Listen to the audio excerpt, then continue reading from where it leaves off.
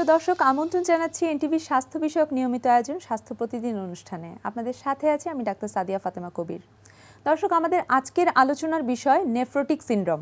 এ বিষয়ে আলোচনা করার জন্য আমাদের স্টুডিওতে উপস্থিত আছেন একজন বিশেষজ্ঞ চিকিৎসক। চলুন পরিচিত হই তার সাথে। অধ্যাপক ডক্টর মোহাম্মদ হাবিবুর রহমান 1955 সালের মার্চ মাসে ময়মনসিংহ জেলায় জন্মগ্রহণ করেন। তিনি 1980 সালে সিলেট মেডিকেল কলেজ থেকে এমবিবিএস ডিগ্রি অর্জন করেন। এরপর তিনি চিকিৎসা বিজ্ঞানে উচ্চতর এমডি ও এফসিপিএস ডিগ্রি লাভ করেন। বর্তমানে তিনি বঙ্গবন্ধু শেখ মুজিব মেডিকেল বিশ্ববিদ্যালয়ের শিশু কিডনি বিভাগের চেয়ারম্যান ও অধ্যাপক হিসেবে কর্মরত আছেন। স্যার, আপনাকে আমন্ত্রণ জানাচ্ছি আমাদের অনুষ্ঠানে। ধন্যবাদ। স্যার, আমাদের আজকের আলোচনার বিষয় নেফ্রোটিক সিনড্রোম। আমি শুরুতেই জানতে চাইব যে নেফ্রোটিক সিনড্রোম কি? নেফ্রোটিক সিনড্রোম এমন একটা কিডনি রোগ যাকে বলা হয় যে এটা শরীরের, আমি ইংলিশে ডেফিনেশনটা বলি তারপরে বাংলায় ব্যাখ্যা করে বলি। It is a clinical syndrome characterized by hypoalbuminemia, আচ্ছা, hyper massive proteinuria, hypercholesterolemia and massive edema. Hypoalbuminemia বলতে বোঝায় শরীরের মধ্যে যে একদম যে প্রোটিন অ্যালবুমিন যদি প্রতি লিটার ব্লাডের জন্য 25 গ্রাম পার লিটারের নিচে অথবা 2.5 গ্রাম পার ডেসিলিটার 100 ml ব্লাডের নিচে যদি অ্যালবুমিন নেমে আসবে আর প্রস্রাব দিয়ে অ্যালবুমিন বের হয়ে যাবে প্রতিদিন 1 gram per square metre surface area. Cholesterol level চর্বির লেভেল বেড়ে যাবে 220 milligram per decilitre 100 ml plus বাচ্চার শরীরটা ফুলে যাবে। এই সমস্ত কন্ডিশনকে বলা হয় নেফ্রোটিক সিনড্রোম। স্যার, এইটা তো আমরা শুনলাম যে ক্লিনিক্যাল ব্যাখ্যাটা আমরা শুনলাম, সংজ্ঞাটা শুনলাম, জানলাম। স্যার, এখন আমি একটু জানতে চাই যে লক্ষণগুলো কি, এই রোগের লক্ষণগুলো কি, বা একজন মা কিভাবে বুঝতে পারবেন যে আমার বাচ্চার নেফ্রোটিক সিনড্রোম শুরু হয়েছে বা সে নেফ্রোটিক সিনড্রোমে আক্রান্ত? আমি আগেও বলেছি নেফ্রোটিক সিনড্রোম সাধারণত 2 বছর থেকে 6 বছরের মধ্যে হয়। বাচ্চার শরীরটা আস্তে আস্তে ফুলে যায়। ফোলাটা প্রথমে মুখমণ্ডলের দিকে শুরু হয়, তারপর আস্তে আস্তে সমস্ত শরীরে ছড়িয়ে যায়। প্রস্রাবের পরিমাণ কমে যায়, পেটে ব্যথা অনুভব করে বাচ্চার অনেক সময় জ্বর পেটে ব্যথা এবং কফ কাশি নিয়ে আসতে পারে। বাচ্চার শ্বাসকষ্ট হতে পারে, যেহেতু বাচ্চাতে নেফ্রোটিক সিনড্রোমের কারণে প্লুরাল এফিউশন ইয়েতে ফুসফুসের চতুর্দিকে যে পর্দা আছে সেখানে পানি জমে যেতে পারে। সেক্ষেত্রে শ্বাসকষ্টও দেখা দিতে পারে, কিডনির সমস্যার সাথে সাথে তখন শ্বাসকষ্ট নিয়েও আসছে। স্যার, এটা তো গেল লক্ষণের কথা। তো আমি যদি একটু জানতে চাই যে নেফ্রোটিক সিনড্রোম যে হচ্ছে তার যে ঝুঁকি বা কারণ যদি আমি জানতে চাই, সেটা যদি একটু বলতেন যে কেন হচ্ছে। সিনড্রোম বাচ্চাদের নেফ্রোটিক সিনড্রোম সাধারণত 90% শতকরা 90% ইডিওপ্যাথিক মিন্স তার কোনো কারণ জানা যায় না, কারণ জানা যায় না।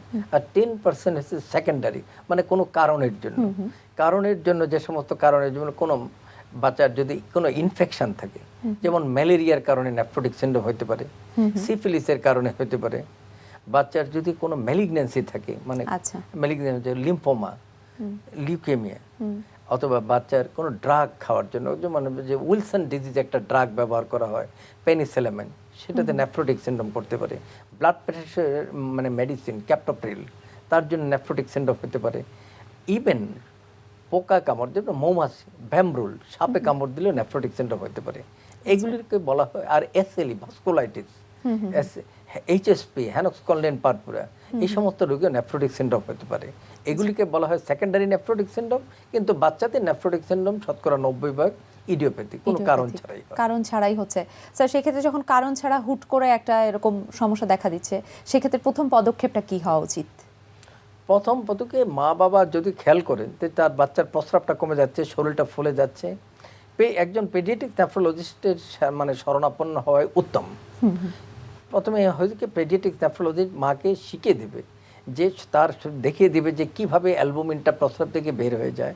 মাকে যদি শিখিয়ে দেওয়া হয় যে কিভাবে প্রস্রাব পরীক্ষা করতে হয় গরম করে, তখন মা দেখবে যে তার বাচ্চার প্রস্রাবটা দইয়ের মতো তলানি জমে যাচ্ছে, অর্থাৎ অ্যালবুমিন বেড়ে যাচ্ছে। এছাড়াও আরও কিছু পরীক্ষা নিরীক্ষা করে নেফ্রোটিক সিনড্রোম কনফার্ম করতে হয়। পরীক্ষা যেরকম শরীরের অ্যালবুমিন লেভেলটা দেখতে হবে। আমি আগেই বলেছি যে নেফ্রোটিক সিনড্রোমের ডেফিনেশন হাইপোঅ্যালবুমিনিয়া, যদি 2.5 গ্রাম বা 2.5 গ্রামের চেয়ে নিচে যদি নেমে যায়, কোলেস্টেরল যদি বেশি বেড়ে যায়, তার প্রতিদিন 24 ঘন্টায় যদি 1 গ্রামের চেয়ে বেশি মানে অ্যালবুমিন প্রস্রাব দিয়ে বের হয়ে যায়, তখন আমরা বুঝবো যে বাচ্চাটা নেফ্রোটিক সিনড্রোম হয়েছে। কিন্তু তারপরে আনুষঙ্গিক আরও কিছু পরীক্ষা নিরীক্ষা করতে হয়। আচ্ছা, যেমন নেফ্রোটিক সিনড্রোমে কিছু আছে খারাপ লক্ষণ। যদি প্রস্রাব দিয়ে আরবিসি মানে দ্যাট ইজ রক্তকণিকা, লৌহকণিকা যায়, তার যদি কিডনির মানে কার্যক্ষমতা যদি মানে কমে যায়, এটা আমরা পরীক্ষা করতে পারি। কোনো পরিবর্তন আসবে? হ্যাঁ হ্যাঁ, রঙের পরিবর্তন, লাল প্রস্রাব হবে। হ্যাঁ, যদি কিডনিতে মানে কিডনির কার্যক্ষমতা কমে যায়, যেমন আরবিসি, এই যে ক্রিয়েটিনিন যদি বেড়ে যায়, বাচ্চার যদি বয়সের তুলনায় তার ব্লাড প্রেশার বেশি থাকে, তখন আমরা মনে করি যে এই সমস্ত লক্ষণ খারাপ, এগুলি হয়তো মানে হিস্টোলজিক্যালি একটু খারাপ ধরনের নেফ্রোটিক সিনড্রোম। আচ্ছা স্যার, এখন যদি চিকিৎসা ব্যবস্থা সম্পর্কে যদি জানতে চাই যে নেফ্রোটিক সিনড্রোমের চিকিৎসা আসলে কেমন, বা এটাকে কতটুকু? নেফ্রোটিক সিনড্রোমের প্রথমে একটা সাধারণ চিকিৎসা, তারপরে স্পেসিফিক চিকিৎসা। সাধারণ চিকিৎসা যদি শরীর ফোলা নিয়ে আসে, তো মানে তার পানি একটু মেপে দিতে হবে।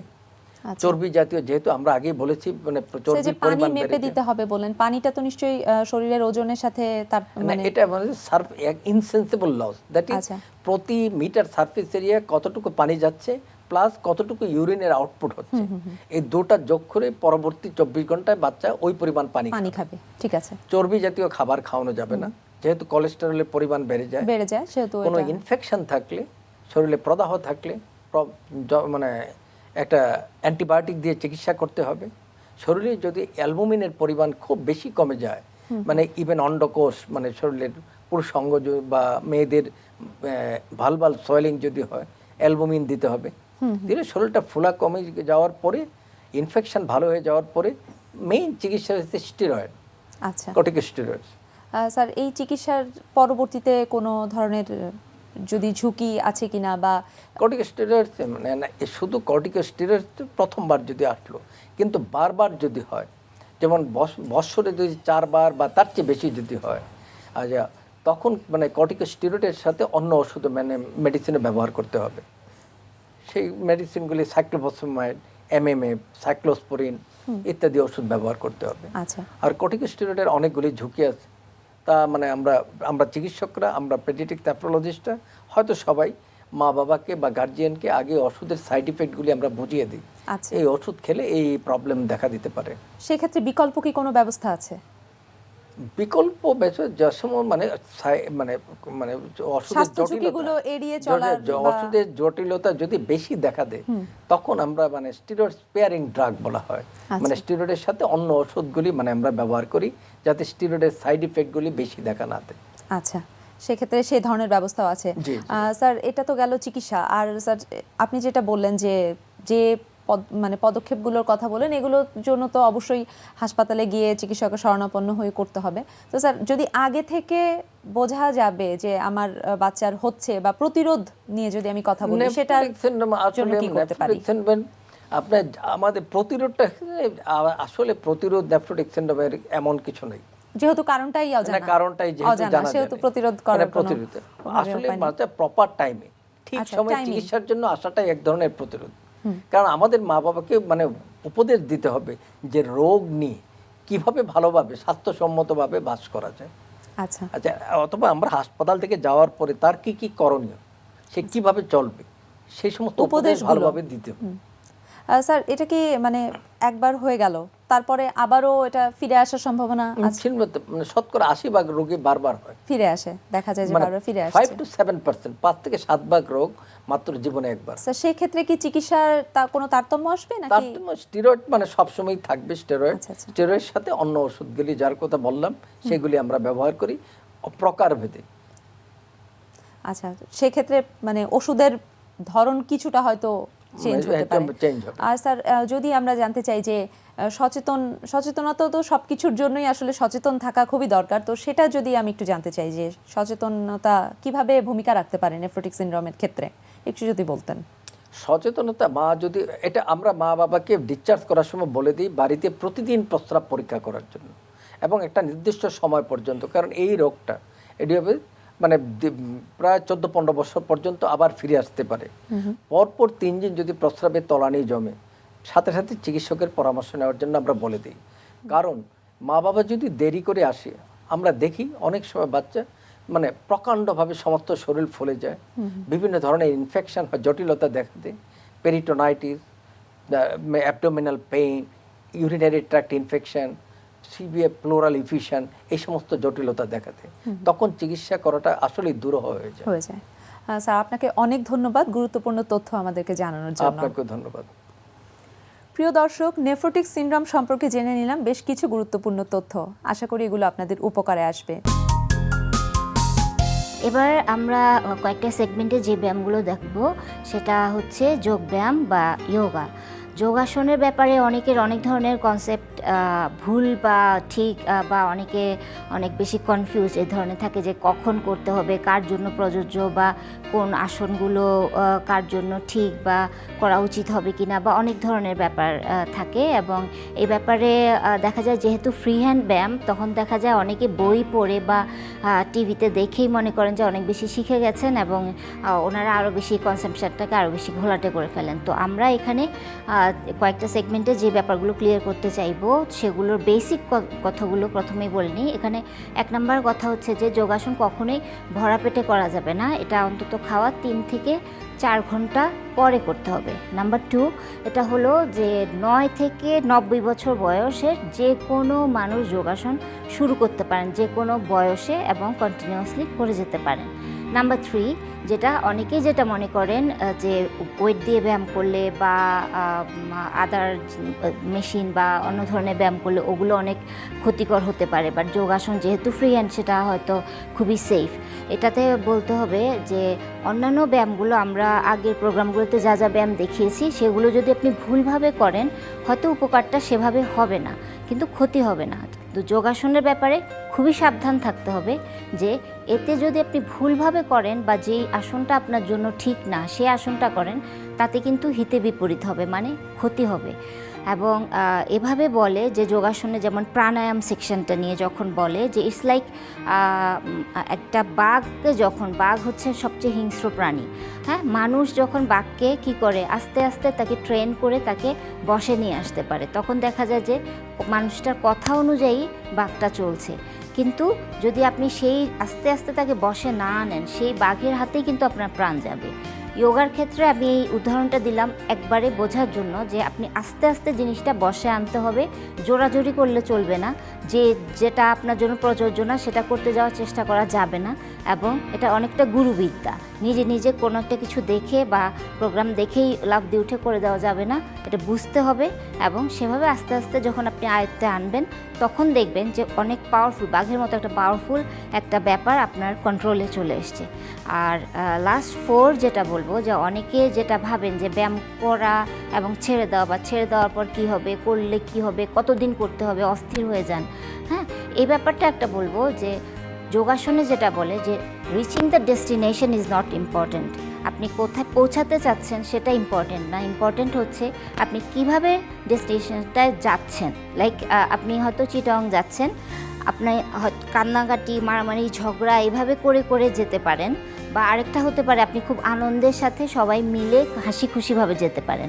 ইদার ওয়ে আপনি যাবেনই, যদি না আপনি রং রুটে যান, আপনি চিটাগংয়ের বাসে না উঠে আপনি রাজশাহী বাসে উঠে গেলেন, তখন অবশ্যই আপনি পৌঁছাবেন না। আপনাকে ঠিক বাসটায় উঠতে হবে এবং এনজয় করতে হবে, কারণ অনেকটুকু সময় লাগবে পৌঁছাতে, সেই সময়টুকু আপনার হাতে, আপনার ইচ্ছা।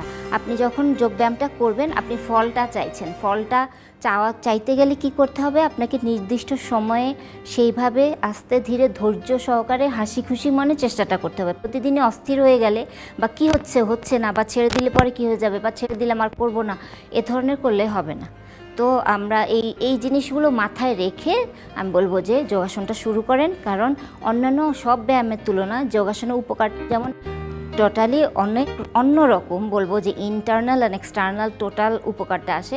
অ্যাট দ্য সেম টাইম এটা সবচেয়ে স্লোয়েস্ট প্রসেস, সবচেয়ে স্লোলি আপনার অগ্রগতিটা হবে, খুব কুইক রেজাল্ট আশা করা যাবে না। 3 মাসে 1 মাসে কি হবে এরকম ভাবলে চলবে না। এবার আমরা নির্দিষ্টভাবে যোগাসনগুলো দেখাবো শিশুদেরকে দিয়ে, এবং আমরা এখন তার সাথে ইন্ট্রোডিউসড হব, এবং এ ব্যাপারে আমরা কয়েকটা বিধিনিষেধ বা শিশুদের ব্যায়ামের ব্যাপারে অনেক কনফিউশন থাকে, সেই ব্যাপারগুলো আমরা আমরা ক্লিয়ার করে নেব এবং কি কি আসন হবে এবং কি পারপাসে আমরা করছি সেগুলো আলাপ করে আমরা শুরু করব। ওকে, আমাকে এবার সব যোগাসনে হেল্প করবে আমাদের জুনিয়র মোস্ট মেম্বার লিও। শিশুদের উপযোগী করে আমরা কিছু আসন আমরা সেট করেছি। বেসিক্যালি হচ্ছে yoga for kids and for increasing height, মানে উচ্চতা বৃদ্ধির জন্য যে আসনগুলো অ্যাপ্রোপ্রিয়েট সেগুলোই আমরা করব। বাট দ্যাট ডাজন্ট নেসেসারিলি মিন যে সেই আসনগুলো অন্যরা করলে বা কোনো উপকার পাবে না, বা যে লম্বা হয়ে গেছে সে ভাববে যে আমি কেন করব, আমি তো অলরেডি লম্বা। হ্যাঁ, ব্যাপারটা ওরকম না। আসলে আমরা ভাগ করে নিয়েছি এজন্য যে একটা বয়স থাকে, সেই বয়সের ভেতরে যখন আপনি অপশনটা পাবেন তখন যে ধরনের করে উপকারটা হয়, পরে ওই উপকারটা হবে না, হয়তো লম্বার ব্যাপারটা থাকবে না, বাট আদার কাজগুলো হবে। তো আরেকটা ব্যাপার আমি যেটা বলতে চাই সেটা হলো যে শিশুদের ব্যায়াম করানোর ক্ষেত্রে অনেকে ভাবেন যে ওদেরকে সবসময় খুব নর্মাল, খুব ইজি গোয়িং, খুব সাধারণ টুকটাক এবিসিডি ধরনের ব্যায়াম করা উচিত, বা আসলে কত বছর বয়স থেকে ব্যায়াম করা উচিত, বা কোন ধরনের ব্যায়ামগুলো করা উচিত। এক্ষেত্রে বলবো যে যখন থেকে শিশু আপনার কথাটা বুঝতে পারছে, কমান্ড বুঝতে পারছে, আপনার সাথে কানেক্ট করতে পারছে, তখন থেকেই যে কোনো ব্যায়ামই শুরু করে দেওয়া যেতে পারে, but under an expert instructor.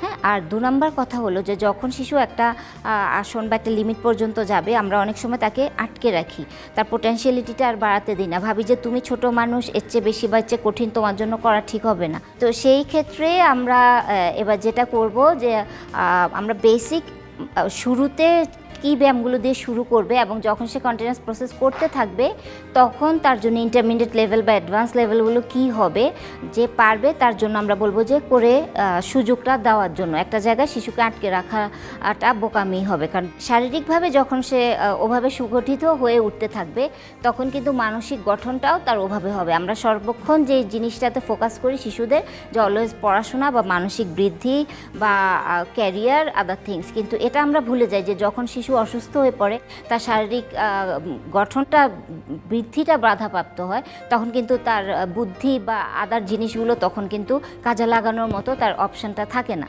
সুতরাং তার মানসিক বৃদ্ধির জন্য হলেও আমাদের শারীরিক বৃদ্ধির ব্যাপারটা অবশ্যই ইম্পর্ট্যান্ট দিতেই হবে, এবং healthy mind in a healthy body, healthy body না হলে হেলদি মাইন্ড কখনোই হবে না। তো আমরা আজকে শুরু করব। এখানে যোগার আমরা যে বেসিক আসন, ভিনিয়াসা ফ্লো, পাওয়ার যোগা সব কিছু মিক্স আপ করে কিছু আসন দেখাবো, বলা যায় অনেকটা hybrid form of yoga. So আমরা প্রথমে দেখাবো সান স্যালুটেশন 1 যেটা বিগিনারদের জন্য, দেন সান স্যালুটেশন 2 যেটা হচ্ছে যে কিছুটা হাইব্রিড ফর্ম, যেটা হচ্ছে যে অ্যাডভান্স লেভেল, এবং এটা ওয়ার্ম আপ হিসেবে ইউজ করব আমরা যোগার প্রতিটা আসন, বা যখন প্র্যাকটিস করবেন তার আগে ওয়ার্ম আপ হিসেবে আমরা শুরু করব, যে আপনি সান স্যালুটেশন বা সূর্য নমস্কার দিয়ে শুরু করবেন। ওকে লিও, start.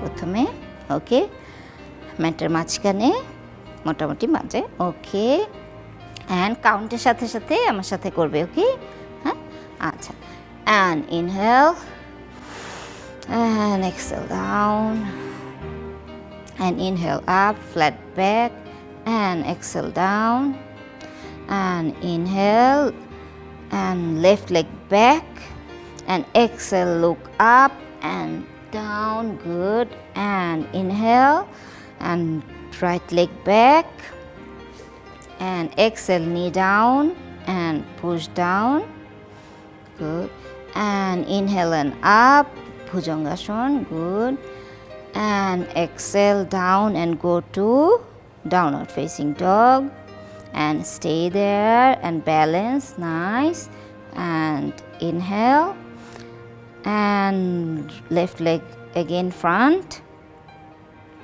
okay, and exhale, look up, and inhale and right leg back to the position, yes, and inhale and up, exhale down, and inhale all the way up,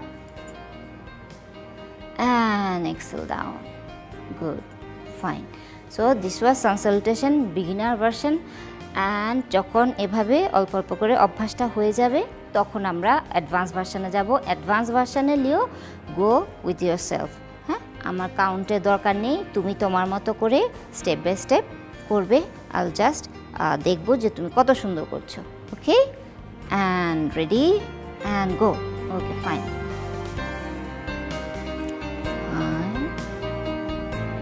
nice. And go to plank, nice. Yes, and to cobra, very good. And down, and to upward facing dog, nice, balance. Then three-legged dog.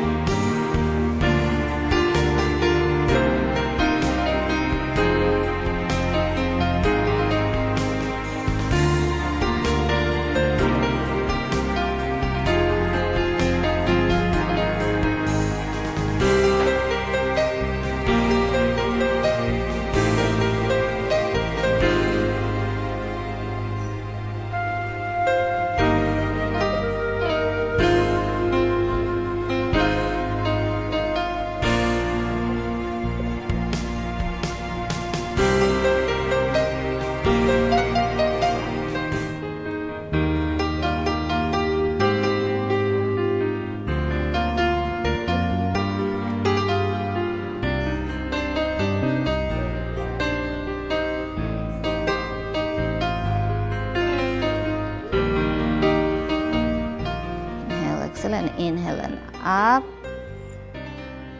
Excellent advanced pigeon. Stay, inhale and exhale down. Good, again inhale to downward facing dog. Yes, balance. Then to plank and then Chaturanga Dandasana. Yes, and then upward facing dog. And inhale to downward facing dog, and steady breathe 3 times. Yes, nice. And when you're ready, inhale, knee bend. Excellent, jump up. Yes, and inhale up. Exhale down. And inhale up. Yes, bend. And exhale, relax. Nice, nice. Good, perfect. So, এটা খুব কঠিন লেগেছিল তোমার জন্য? খুব কষ্ট হয়েছিল? সত্যি? একটুও না? কারণ করতে করতে অভ্যাস হয়ে গেছে, হ্যাঁ? আরও কঠিনও পারা যাবে, তাই? হ্যাঁ? সো এটা ছিল আমাদের sun salutation beginner and then intermediate version. Vinyasa flow এর ভেতরে আমরা কিছু আসন অ্যাড করেছি। তো পরবর্তী আসনগুলোতে আমরা ভেঙে ভেঙে একটা একটা করে আসন দেখাবো এবং তার উপকারগুলো এবং কোনটা হাইট বাড়ানোর জন্য, কোনটা ফ্লেক্সিবিলিটির জন্য, এগুলো সব আমরা এক্সপ্লেন করব। তো আমাদের সাথেই থাকুন। প্রিয় দর্শক, হঠাৎ করে জ্বরে আক্রান্ত হলে চিকিৎসকের শরণাপন্ন হবার আগে প্রাথমিকভাবে কি করবেন, চলুন তা জেনে নেই একজন চিকিৎসকের কাছ থেকে। হঠাৎ করে জ্বরে আক্রান্ত হওয়া, এটা অনেকের কাছেই অতি আতঙ্কের, আবার অনেকের কাছে অল্প মাত্রায় আতঙ্কের, আবার অনেকের কাছে হয়তোবা কোনো কিছুই না। কিন্তু জ্বর জিনিসটা আমাদের কাছে ব্যাপারটা এরকম, আমাদের শরীরে যখন কোনো ইনফেকশন কিংবা কোনো মাত্রায় কোনো ইনফ্লামেশন তৈরি হয়, অথবা শরীরে কোনো ব্যাকটেরিয়া, ফাঙ্গাস, ভাইরাল কোনো দিয়ে যদি সংক্রমণ হয়, সেটার ফার্স্ট একটা সিমটম কিংবা ফার্স্ট একটা চিহ্ন হচ্ছে জ্বর। জ্বর আমরা তখনই বলি যখন আমার স্বাভাবিক তাপমাত্রা, আমার শরীরের স্বাভাবিক তাপমাত্রার থেকে যখন কিছুটা হলেও বেড়ে যাবে। এবং সেটা কত? আমরা জ্বর বলছি তাকেই যদি 100 ডিগ্রি ফারেনহাইটের উপরে বেশিও চলে যায়, সেক্ষেত্রেই আমরা জ্বর বলছি। জ্বর হলে আমাদের করণীয় কী কী সেটা একবার বলে নেওয়া যাক। যদি ঘরেই এমন দেখা যায় যে কিছু মাত্রায় তার শরীরের তাপমাত্রা স্বাভাবিকের থেকে একটু বেশি, তাহলে সেক্ষেত্রে আমরা কি করতে পারি? আমরা মাথায় পানি ঢালতে পারি, মাথায় পানি দিতে পারি এবং গাটা মুছিয়ে দিতে পারি পানি দিয়ে। কিন্তু পানিটা কী ধরনের হতে পারে? পানিটা যে একদম ঠান্ডা হবে তা নয়, পানিটা হালকা কুসুম গরম পানি দিয়ে হতে হবে। এবং সেক্ষেত্রে আরেকটা জিনিস খেয়াল রাখতে হবে, যেন পানি ঢালার সময় সেই পানি কোনোভাবেই কানের ভেতরে ঢুকে না যায় যখন মাথায় আমরা পানি ঢালবো। আরেকটা জিনিস আমাদের খেয়াল রাখতে হবে, যখন জ্বর আসবে এবং জ্বরটা যদি 102 ডিগ্রি ফারেনহাইটের ওপরে ওঠে, সেক্ষেত্রেই আমরা ওষুধ প্রয়োগ করব। এর আগে আমরা কখনোই কোনো ওষুধ প্রয়োগ করব না। এবং সেক্ষেত্রে আমাদের ওষুধ প্রয়োগের ব্যাপারটা অবশ্যই চিকিৎসকের পরামর্শ অনুযায়ী, যেখানে দেখা যায় যে বাসাবাড়িতে অধিকাংশ মানুষজন জানেন যে নাপা অথবা প্যারাসিটামল জাতীয় ওষুধপত্র খেলেই জ্বর ভালো হয়ে যায়। কিন্তু এক্ষেত্রে মনে করা হয় যে ডাক্তারের পরামর্শ ব্যতীত আসলেই নাপা অথবা প্যারাসিটামল জাতীয় ওষুধপত্র খাওয়া উচিত নয়। এবং 102 ডিগ্রি ফারেনহাইটের উপরে উঠলেই এই ওষুধপত্র নেওয়া উচিত। এবং যদি সেক্ষেত্রেও যদি জ্বর কন্ট্রোলে না, যদি নিয়ন্ত্রণে না আসে, তাহলে অবশ্যই চিকিৎসকের শরণাপন্ন হবেন এবং চিকিৎসকের পরামর্শ অনুযায়ী ওষুধ গ্রহণ করার চেষ্টা করবেন। দর্শক, এবার থাকছে আপনাদের জন্য আমাদের আজকের হেলথ টিপস। কুকুরে কামড়ালে আক্রান্ত স্থান সাবান দিয়ে ধুয়ে ফেলুন, কেননা জলাতঙ্কের জীবাণু সাবান পানিতে ধ্বংস হয়ে যায়। প্রিয় দর্শক, আমাদের অনুষ্ঠান সম্পর্কে যে কোনো মতামত বা পরামর্শ লিখতে পারেন এই ঠিকানায়। প্রযোজক স্বাস্থ্য প্রতিদিন, এনটিভি, বিএসসি ভবন, 7 তলা, 102 কাজী নজরুল ইসলাম এভিনিউ, কারণ বাজার, ঢাকা 1215। ফ্যাক্স 914338 থেকে 7 পর্যন্ত, অথবা ইমেল করুন স্বাস্থ্যপ্রতিদিন@ntvpd.com এই ঠিকানায়। প্রিয় দর্শক, আগামী পর্বে যা থাকছে, মায়ের পেটে যখন শিশু বড় হতে থাকে তখন যদি উচ্চ শব্দে তাকে রাখা হয়, মানে মা যদি উচ্চ শব্দে গান শোনেন অথবা তার চারপাশের যে পরিবেশ সেখানে যদি উচ্চ শব্দ তৈরি হয়, সেইটি বাচ্চার শ্রবণ ক্ষমতার উপরে প্রভাব বিস্তার করে।